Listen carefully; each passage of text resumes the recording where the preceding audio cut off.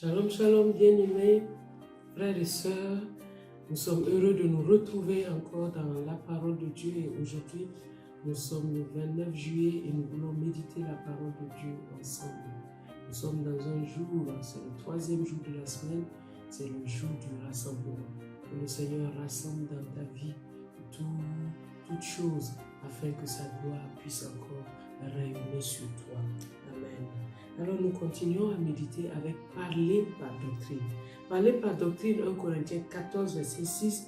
Et maintenant, frères, de quelle utilité vous serais-je si je venais à vous en parlant en langue et si je ne parlais pas par révélation ou par connaissance ou par prophétie ou par doctrine. Donc c'est le 4e et dernier élément que nous voyons aujourd'hui. Matthieu 7, 28 nous dit: après que Jésus eut achevé ses discours, la foule fut frappée de sa doctrine, car il enseignait comme ayant autorité et non pas comme les scribes. Et Jean 7, verset 16 à 17 dit: et Jésus leur répondit: ma doctrine n'est pas de moi, mais de celui qui m'a envoyé. Si quelqu'un veut faire sa volonté, il connaîtra si ma doctrine est de Dieu ou si je parle de mon propre chef.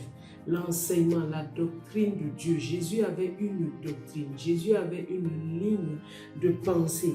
Et parler par doctrine, c'est être fondé sur la doctrine de Christ, au point que cela fasse partie de notre système de pensée, de notre langage et de notre style de vie.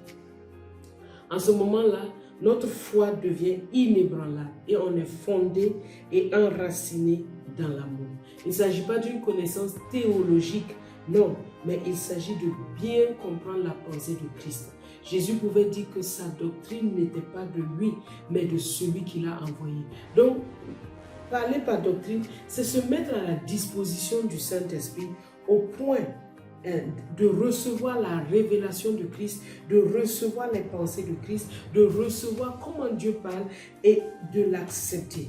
Donc cela implique que nous devons travailler, nous devons étudier, c'est-à-dire prendre le temps d'apprendre la parole de Dieu, de comprendre de mieux en mieux Christ, de comprendre l'œuvre achevée de Christ. Parler par doctrine, ce n'est pas un don spirituel, mais c'est un enseignement qu'on a reçu. Et la saine doctrine de Christ, la doctrine de Christ, c'est la saine doctrine. Elle est selon la piété. La doctrine de Christ va toujours nous amener à nous attacher à Dieu. La doctrine de Christ est inarrêtable. Personne ne peut l'arrêter. C'est pourquoi Gamaliel a dit: ne vous opposez pas à ces gens. Parce que si ce qu'ils sont en train de faire vient de Dieu, vous ne pouvez pas l'arrêter. La doctrine de Christ aussi contient son autorité. Nous avons vu que les disciples, les gens disaient: mais ils parlent avec autorité. Donc quand on est dans la doctrine de Dieu, de Christ, l'autorité est là. Et la doctrine de Christ, elle surpasse aussi toutes les autres doctrines. Jésus pouvait dire: vous avez entendu qu'il a été dit, œil pour œil, dent pour dent, mais moi je vous dis, aimez vos ennemis. Donc la doctrine de Christ est venue surpasser une doctrine qui est passée, qui est dépassée, qui est ancienne, ou même les doctrines mauvaises. Parce qu'il y a des doctrines qui sont carrément mauvaises, qui ne viennent pas de Dieu. Chaque enfant doit apprendre à parler et à vivre dans la doctrine de Christ. Et cela, Dieu le fait à travers le ministère de la parole et particulièrement par le ministère de l'enseignement. Et nous le voyons à travers notre excellent Père spirituel, le Papa Karambiri, qui est un docteur dans la parole et qui nous enseigne la parole de Dieu.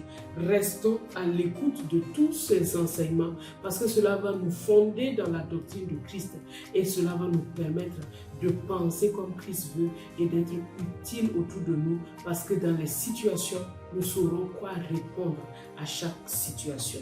Voilà. C'est tout pour le bureau autour de ce jour. Nous allons prier aujourd'hui pour notre famille, afin que, comme Josué l'a dit, moi et ma maison, nous servirons l'Éternel. Que nos familles soient ancrées dans la parole de Dieu. Que nos familles soient des familles de serviteurs de Jésus-Christ, dans le nom de Jésus. Père excellent, nous bénissons ton nom. Merci de nous avoir donné ta parole. Merci de nous avoir donné ce torrent de vie. Merci de nous avoir donné des enseignants Seigneur, comme notre Père spirituel. Merci de nous avoir donné, Seigneur, vraiment de comprendre que nous devons nous attarder et méditer et étudier ta parole. Nous prions pour les familles aujourd'hui, afin que conformément à ta parole, que chaque père de famille puisse dire, moi et ma maison, nous servirons l'Éternel. Que les familles soient des familles qui te servent, que les enfants soient des enfants qui te servent. Dans le nom de Jésus, nous prions contre toute forme de rébellion dans les maisons, dans les familles, afin que tout le monde se soumette à toi dans l'autorité du nom de Jésus. Merci pour le pays de l'Ouzbékistan, ce pays que tu as formé et qui t'appartient. Nous prions afin que cette nation soit remplie de la doctrine de Christ, que tu remplisses des hommes et des femmes dans cette nation qui vont parler par doctrine et qui vont révéler ta parole aux Ouzbeks. Merci parce que tu es fidèle pour le faire infiniment au-delà de ce qu'on demande, de ce qu'on pense. À toi ce soit la gloire. Bénis cette journée pour chaque personne et que chacun de nous puissions vraiment être enracinés dans ta parole. Dans le nom du Christ Jésus. Amen.